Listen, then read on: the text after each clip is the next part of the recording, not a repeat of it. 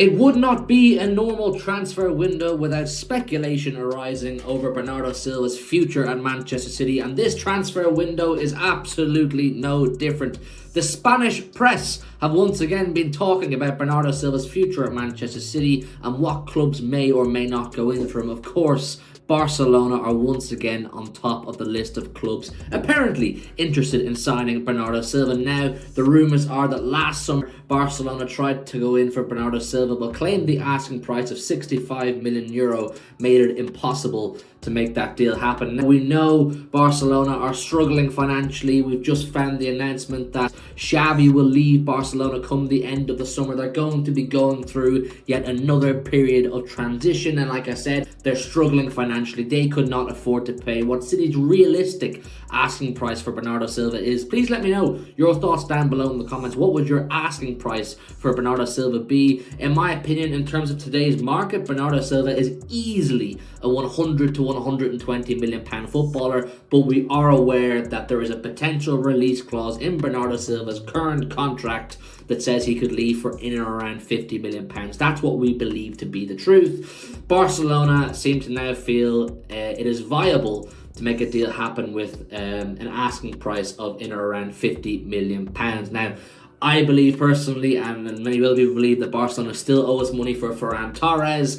Gundogan has gone there. There's obviously a link between Manchester City and Barcelona through Cheeky and Ferran Soriano, etc., etc. Is this a good destination for Bernardo Silva, Barcelona Football Club? At 28, 29 years old, I'm inclined to say no. I think Bernardo Silva has far too much to offer Europe's highest level of football right now, the elite level of football. To be going to a place like Barcelona, who, with all due respect to the Barcelona fans out there, you're totally in disarray. You got financial troubles. That means you have to sell some top assets. You're struggling to register players for your La Liga squads. And you're buying players on finance, essentially. You're promising money to clubs for players that you're taking off them, i.e. Ferran Torres. But look, Bernardo Silva, like I said, he's so much more to offer European football at the highest level, Champions League, Premier League, and there's obviously nowhere better suited right now than Pep Guardiola's Manchester City. He's obviously anything good we've done this season, Bernardo Silva, in my opinion, has been at the heart of. And it just doesn't make sense to me. It just doesn't make sense. I don't know who could come and take Bernardo Silva. He obviously works very well in Pep Guardiola's system.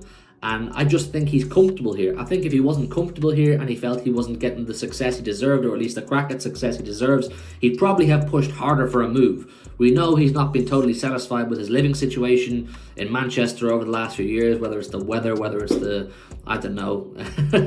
He's not a massive fan of Manchester, essentially. He wants to live closer to home.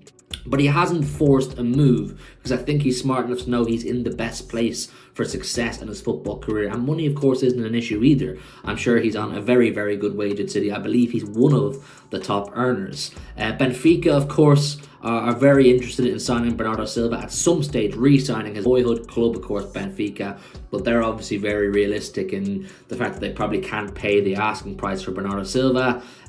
My feeling, and if I was Bernardo Silva, I'd stay another 2-3 years at Manchester City, get to 31, 32, and then start looking towards Benfica. If you're going to go looking for another club that could challenge for Europe's elites majors as consistently as Manchester City, you're going to find it hard right now. Maybe Real Madrid, Bayern Munich aren't even looking all that convincing right now. It's a difficult one with Bernardo Silva. Please leave me your thoughts down below in the comments on everything about Bernardo Silva. I think he's staying. I think this is more Spanish press waffle. The next player I want to talk about is a potential incoming, or at least Manchester City are showing interest in left back at Bayern Munich, Alphonso Davies. Manchester City are said to be one of many clubs around Europe showing interest and monitoring Alphonso Davies' contract situation at Bayern Munich. Apparently, Bayern Munich and Alphonso Davies are yet to come to a positive conclusion on a renegotiated contract. His current one expires in 2025. Bayern Munich have apparently offered him a salary of around €8.5 million a year, while Alphonso Davies wants around €11 million a year before he commits or signs any contract. Now, Alphonso Davies is not having his best season at Bayern Munich so far, scoring 1 goal and getting 3 assists across 26 games. He has shown a lot of interest in the past, or has expressed interest in trying new leagues and trying new challenges and eventually probably leaving Bayern Munich. He's basically insinuated multiple times that he doesn't plan on retiring at Bayern Munich. Real Madrid have shown interest. Of course, if Real Madrid are in the mix,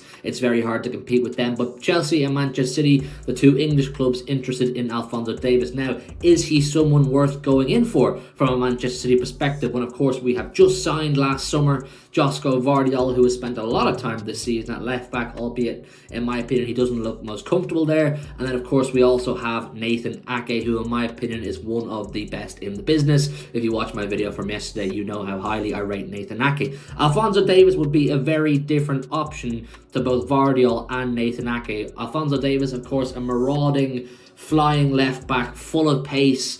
Really likes to get involved in the attack. Maybe not as technically good as Josko Vardiol and maybe not as defensively sound as Nathan Ake, but definitely a very different option to what we currently have. You can almost say a left-sided version of Kyle Walker. Rapid pace being his biggest asset.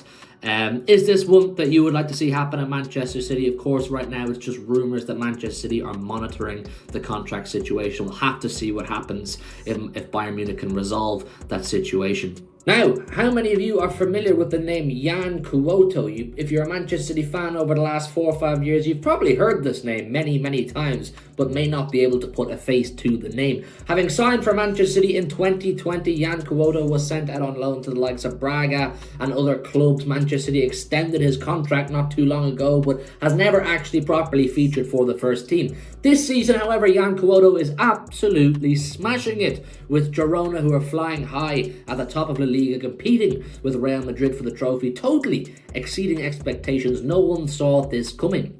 Yan Couto, a very attacking right back, is one of the main men in this Girona team, having scored 1 goal and getting 7 assists. He is capturing the attention of many top clubs around Europe. Real Madrid supposedly very interested in acquiring his service. But the latest breakthrough with Yan Couto is apparently Pep Guardiola has given the green light to welcome Yan Couto finally, properly, into the Manchester City first team next summer. Now, of course, a lot of rumours and issues surrounding Kyle Walker right now. His personal life is a major story people are buying into. I'm not going to talk about that, but he's not had his best season either, Kyle Walker. Is that to do with his personal life? Is that to do with his age?